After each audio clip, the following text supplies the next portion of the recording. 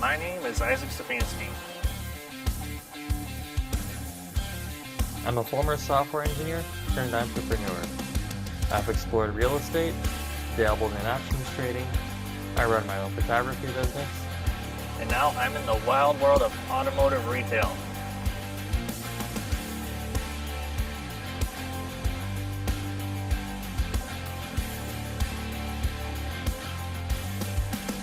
Even as long as my software career was, cameras and cars have always been my thing. My venture into car sales allows me to tap into that passion and enthusiasm for cars and help get people connected to and excited about their next new ride. I'm grabbing the keys to something thrilling. Come along and let's go for a spin.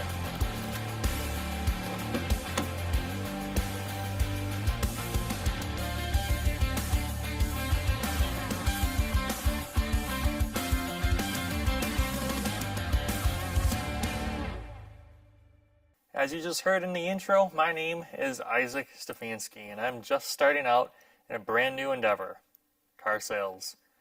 In this premiere episode of Grabbing the Keys, my internet car show that you can watch right here on YouTube, anywhere, anytime, I'm going to grab the keys to my own car and give you an opportunity to learn more about me. Let's just say I'm not exactly a normal car salesman. The very first thing you do whenever you're learning how to program, or if you're trying a new coding language, is printing out "Hello World" to the screen or typing it out to the console. Well, consider this my hello world to the automotive industry. I was a software engineer starting straight out of college. My software career spans medical imaging technology and fintech.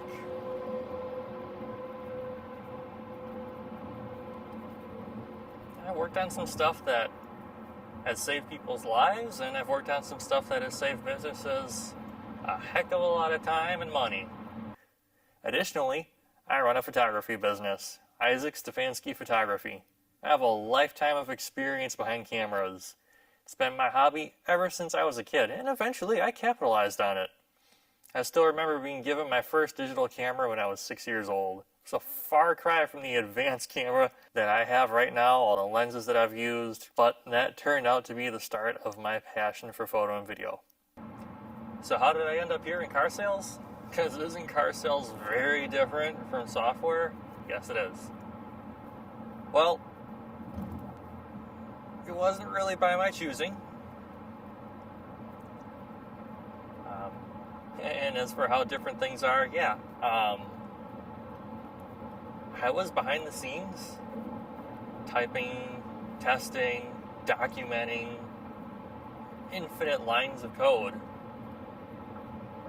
And now here I am in a position where I am definitely not behind the scenes. I am dealing with people on the daily. And it's literally also a change of logic versus emotion. Now, buying a car is a very emotional thing. Sure, there's a degree of logic that's involved. There has to be. It is so different. It is very different. Well, let me first say that I have been into cars longer than I've actually been into cameras. I consider myself an enthusiast. I love cars, I love driving, love going to car shows, going on road trips. My parents say that they have pictures of me in a stroller at the Milwaukee Auto Show. And going to the auto shows every year in Milwaukee and Chicago is a tradition that I thoroughly enjoy.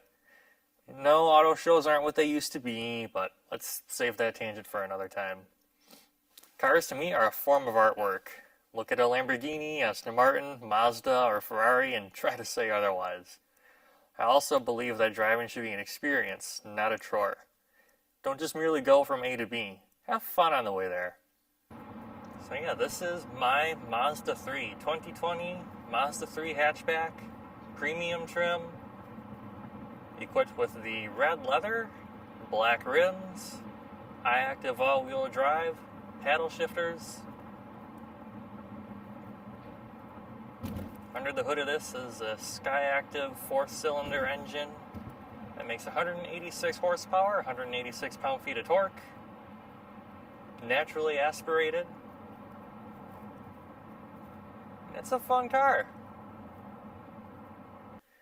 Prior to that, I leased a 2017 Mazda 3, and I loved it.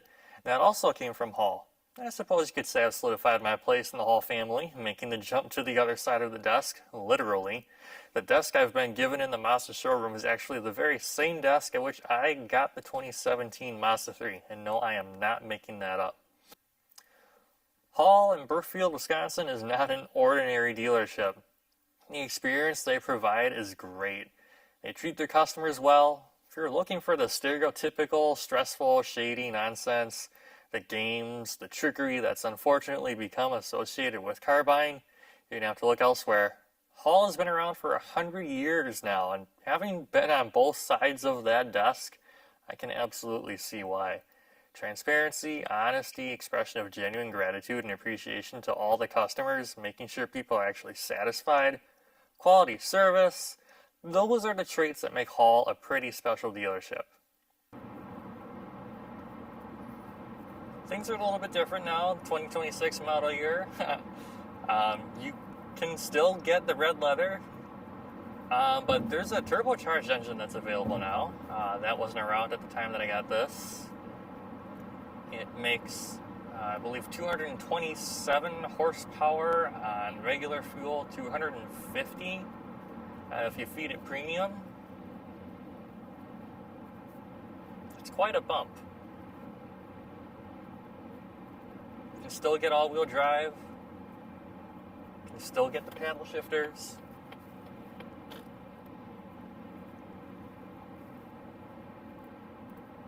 There's a 360 monitor that's available now. And I believe also a heated steering wheel. This would be kind of nice. But what you're still getting in this 4th generation Mazda 3 is a perfect balance of luxury and sporty and practical and efficient and fun. It's a great car. You'll enjoy driving to the grocery store, to work, to church, on road trips.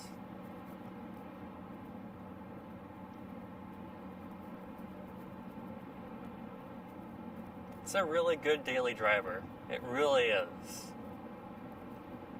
And I think this definitely gives the likes of Audi, Acura, Lexus, I'd even say BMW, quite a run for the money. It's very safe, it's very reliable, the ride is good, it's not harsh, it's tuned for sport. I'd call it comfortably sporty. I remember the controversy that Mazda caused by moving from a multi-link suspension to a torsion beam at the rear. And I was concerned too, but when I drove the 4th generation Mazda 3 for the first time, I took it on a rough, twisty road and was surprised that it wasn't just good, it was better than I thought it would be. Actually far better, far smoother than my 3rd generation car that I had at the time. And Mazda's engineers clearly know what they were doing. It's hard to believe that I got this almost 7 years ago. I've got 53,000 miles on it. 53,000 miles on a 7-year-old car. Can you tell that I got this ahead of a certain event that happened in a certain year that caused me to end up working remote? No longer had a commute to an office. Fuel economy is good too. I personally believe that miles per gallon is more important than miles per gallon, but MPGs do count for something. But you've got to enjoy what you're driving. I've always been a fan of cars, a fan of driving, love road trips.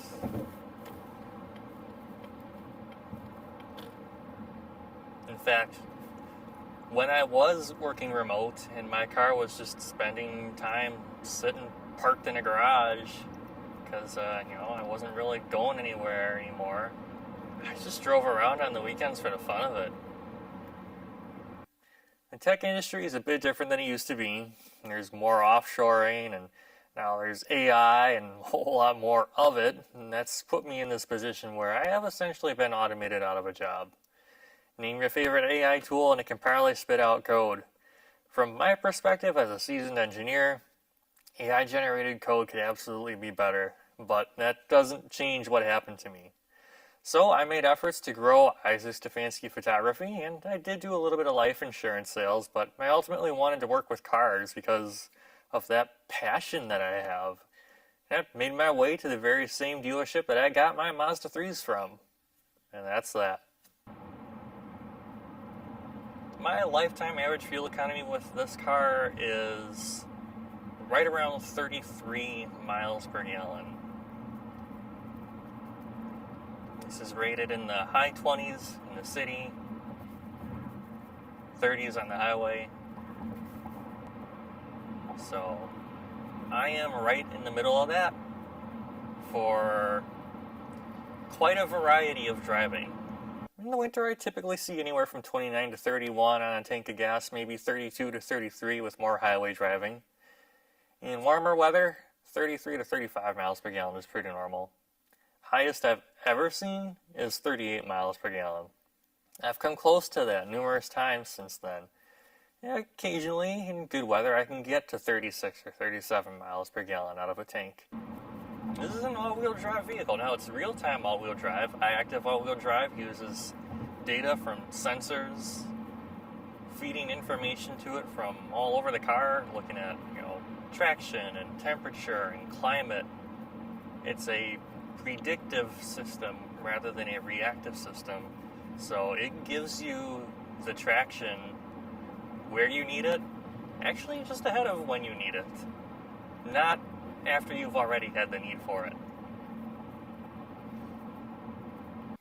This being a hatchback, there's a bit of extra utility over the sedan. I can do some SUV level hauling in this with the seats folded down. I have hauled some very large things in this. I swallowed a lawnmower box in this. It didn't fit in my parents' Prius. They needed a new lawnmower, so guess who drove to the hardware store? And actually, with the 60/40 split folding rear seats, that lawnmower box, I only needed the 60 portion folded down. So, if you have two other people you need to take with you to the hardware store to grab a lawnmower, guess what? You can do that. I bought my first house during the time that I've owned this car, and I've had lawn IKEA boxes in here, home improvement stuff, tools, photography equipment, office equipment. Just fold the seats down, pop out the privacy cover. It's actually a rather large space. 20 cubic feet with seats up, 47 folded down. You're more than doubling the space. The Mazda CX-50, just for reference, has 31 cubic feet behind its rear seats, 56 folded down. So the Mazda 3 hatchback with its seats folded lands right between those figures. It's a fun, efficient car that can be utilitarian when it needs to be. I don't need an SUV all of the time, but when I do, this can be that for me. Speaking of the rear seats, they're very usable. Some small cars, it's pretty tight in the back. But in here, I can sit comfortably back there. I can fit behind myself. And yeah, 5'7", 5'8" is pretty easy to fit in just about anything, but I have been in some seats where my knees are up against my chest. And that's definitely not the case in the Mazda 3. And my dad, who's actually a couple of inches taller than me, he fits in those seats. This is a car that was meant to be driven, and the way that it's meant to be driven, pop it into manual mode, turn sport mode on, and work the pedals. That's how you unleash all the fun of this car.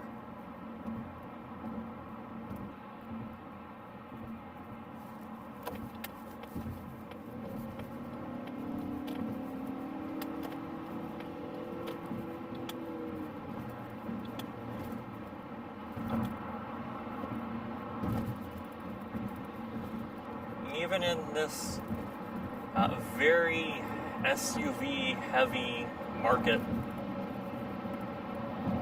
there's still a place for cars like this. There are enthusiasts out there who want a car.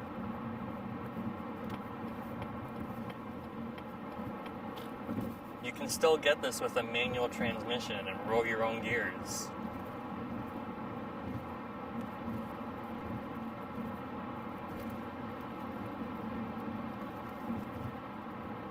This has a low center of gravity.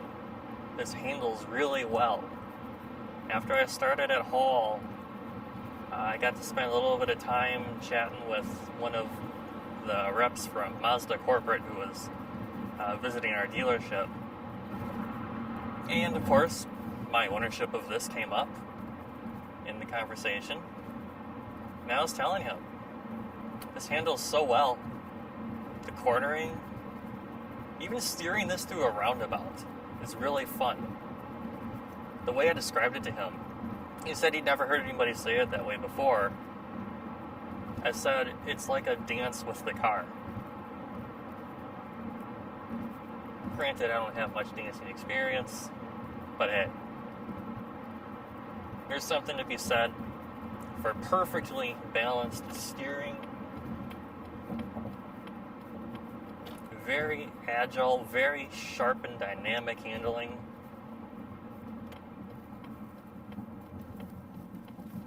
Excellent feedback. You're connected with this.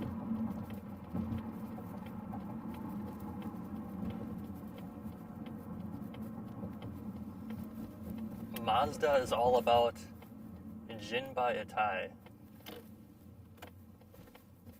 which means horse and rider as one.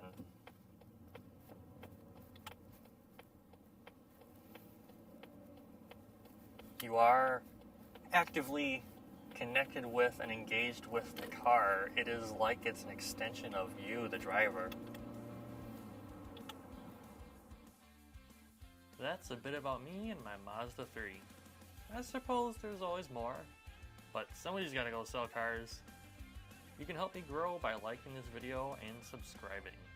To see what's happening with my photography business, head on over to my other channel, Isaac Stefanski Photography. You can also find me on Instagram. If you're in the market for a new car, perhaps even your own Mazda 3, head on over to Hall on Blue Mound Road in Brookfield, Wisconsin, and be sure to ask for me, Isaac Stefanski. That's all for now, but I'll be grabbing the keys to something else very soon.